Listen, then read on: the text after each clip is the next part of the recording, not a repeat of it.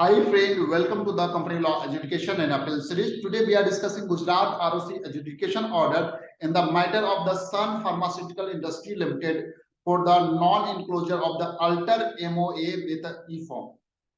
This section reference number here is the section 95 read with the section 16 of the Companies Act 1956.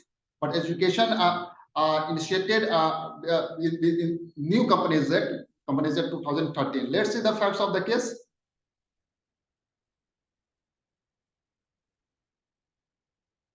The inquiry of the SUN Pharmaceutical Industry Limited under section 206 subsection 4 of the Companies Act 2013 ordered by the MCA covering 4 financial year 14, 15, 15, 16, 16, 17, 17, 18 respectively. In this connection of the inquiry officer has issued so-called notice to the company and officer default in respect of a non-enclosure of the alter MOA with E-form 5 filed by the company for the alteration of the share capital. And in this case, the office of company and officer in default, here the company and the managing director and 2 whole-time director as the officer in default.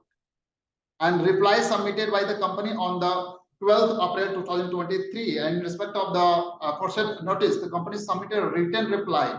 This is taken in record. And in respect of the adjudication notice, the authorized representative of the company present before the adjudicating authority for physical hearing and submitted reply number 1 that company had on November 12, 2010 passed a members resolution for subdivision of the share and consequent alteration of MOA by postal ballot. At the time of the filing of the Form 5, the company noted that the filing system did not allow for uploading a document greater than 2.5 MB in size. Due to this size constraint, you would appreciate that it was practically impossible for the company to upload the entire MOA. For ease of reference, referring Annexure B to the relevant E-form 5 file in this regard, and draw attention to E-form 5, which demonstrate that all the relevant steps of the altered MOA have been included. And second reply that accordingly the company in respect of the interest of transparency and efficiency uploaded only the relevant part of the MOA that were altered, respectively submit that in this our view was substantive compliance of the legal obligation of the company, and noted that the above evidently demonstrate the company's bona fide to comply with the obligation under law. And furthermore, it is pertinent to note that the extract uploaded by the company sufficiently indicated all the changes made to the MOA. And in view of the above, since no contravention has been made out, there cannot be imposition of any penalty on the noticee. However, in the alternative and without considering the noticee primary position of no contravention, it is submitted that the allegation is only of a technical nature. And here submission of the presiding officer.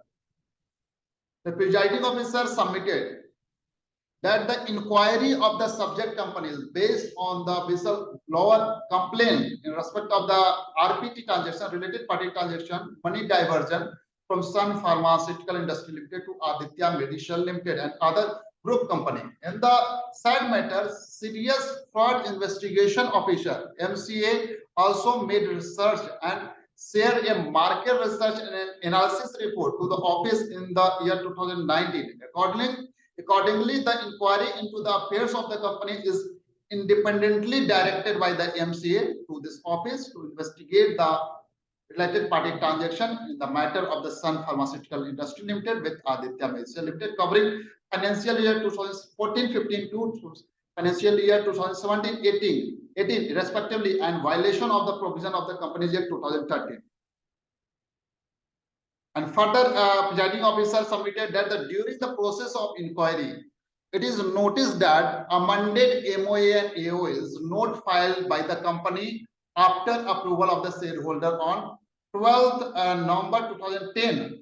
It further submitted that as per the shareholder approval of the company granted on 12th November 2010, company has subdivided share capital of ₹5 each to ₹1 each, and accordingly, as per section 95 of the Companies Act 1956, and file E-Form 5 with ROC, but with the said E-Form amended set of MOAs not enclosed.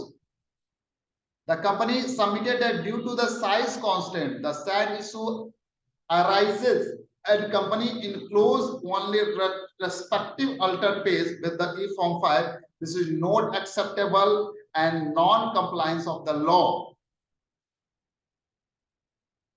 Presiding officer further submitted that the company is fourth largest specialty generic pharmaceutical company in the world, but still the ROC being a company regulator has not have copy of the complete altered MOA of the company in their record for the all the stakeholder and interest of the public at large.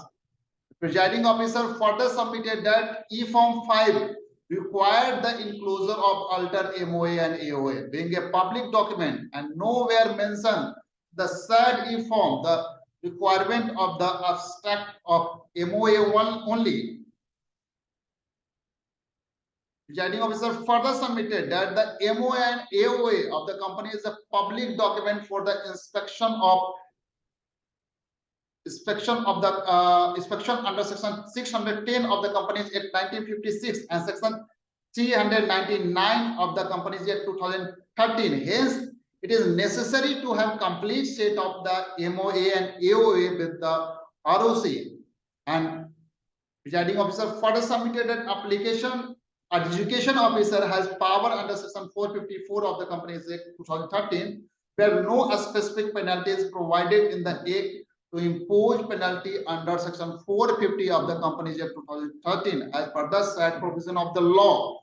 And in order copy that after hearing the matter in detail, the adjudicating authority has given due regard to the following facts: amount of disproportionate gain or unfair advantage whenever quantifiable made as a result of default, the amount of loss caused to an investor and group of investors as a result of default, and repetitive nature of the default. I will consider the facts and circumstances, facts and submission made by the presiding officer, counter submission made by the authorized representative of the company, and aforesaid circumstances. The undersigned has reasonable cause to believe that the company and its officer in default has failed to discharge their duty as per the provision of section 95 and section 16 of Companies Act 1956. However, the said violation of the provision under Companies Act 1956 penalty is provided under section 629A of the Companies Act 1956. This is not in existence. Therefore, hence penalty is required to impose under the provision of the Companies Act 2013. I will consider the facts and submission made by the presiding officer and submission made by the company, and after taking into account the facts and factors ever, I will say impose penalty on the company and officer in default as per provision of section 213 of the Companies Act. This is in the opinion that the penalty is commensurate under section 450 of the Companies Act with the aforesaid non-compliance and not discharging their statutory duty, and hence default on the company. There is a penalty under section 450. That is a 10,000 plus and ₹1,000 per day for continued default, and that is maximum penalty imposed on the company is 2 lakh under section 450. There is no specific penalty mentioned in that section. There section 450 attached, and as per this section, there is 2 lakh penalty imposed on the company, and on the managing director there is the 50,000. There is a maximum penalty imposed is 50,000 with cap, and to whole-time director that is 50,000 each. Here, this is the penalty imposed by the ROC, and notices shall be pay the amount of penalty by pay of e-payment available in the M share under the miscellaneous fee and payment services within 60 days from the date of receipt of this order, and copy of the education order and challan SRN generated after payment of penalty through online mode shall be filed in INC 28 along with the altered MOA and AOA of the company under the MCA portal without further reference. Appeal against this order may be filed in writing with the RD within 60 days from the date of receipt of this order. Thank you so much for watching this update. In case you need this adjudication order copy, you may mail or give your email ID or WhatsApp number in the comments box so that I can forward this adjudication order copy. Thank you so much for watching this update.